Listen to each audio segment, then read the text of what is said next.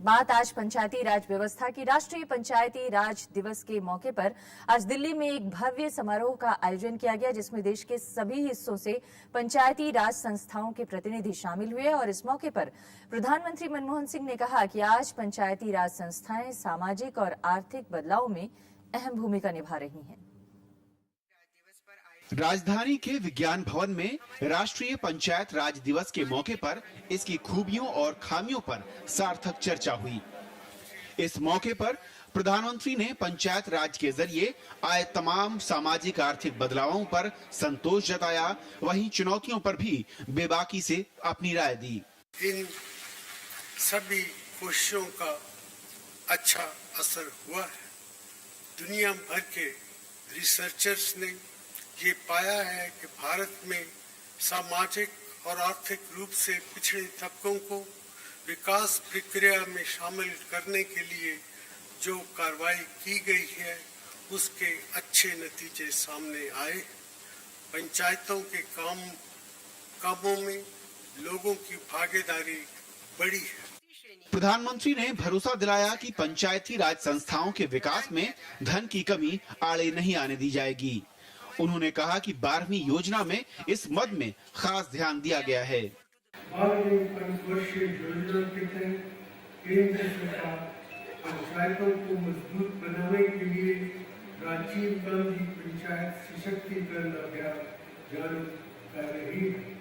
पंचायतों को मजबूत बनाने की राज्य सरकारों की कोशिशों में मदद करने के लिए हमने 12वीं योजना में पहले से कहीं ज्यादा राशि मुकर्रर की है।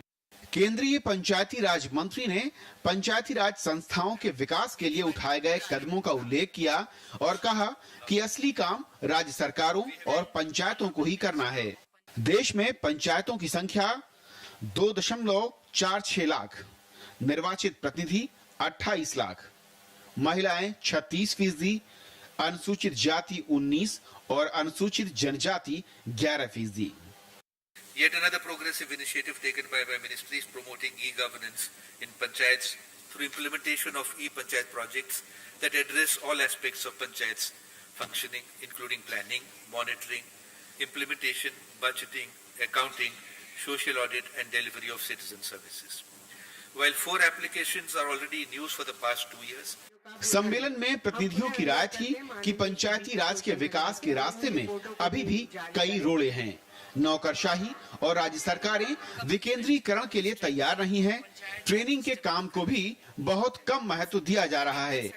जब तक इंसान के मन में कुछ दिल से, सच्चाई से और ऑनेस्टली से काम करने का मादा नहीं है तो काम अच्छा नहीं होगा। जब तक ग्राम सभा अपने अधिकार और कर्तव्य के बारे में नहीं जानेगी, तब तक वह सोशल ऑडिट की जो बात है या ब्यूरोक्रेसी पर अंकुश लगाने की बात है, भ्रष्टाचार पर अंकुश लगावेगी तो केवल ग्राम सभा ही लगा सकती है। आरक्षण देने से नहीं होता है।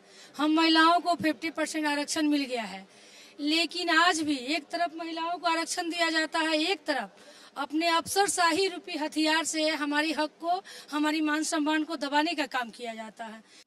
73वें संविधान संशोधन के बाद भले ही पंचायतों को काफी शक्तियां मिली हो, लेकिन 2 दशक बाद भी देश की 62,000 ग्राम पंचायतों में न तो भवन है और न ही कर्मचारी।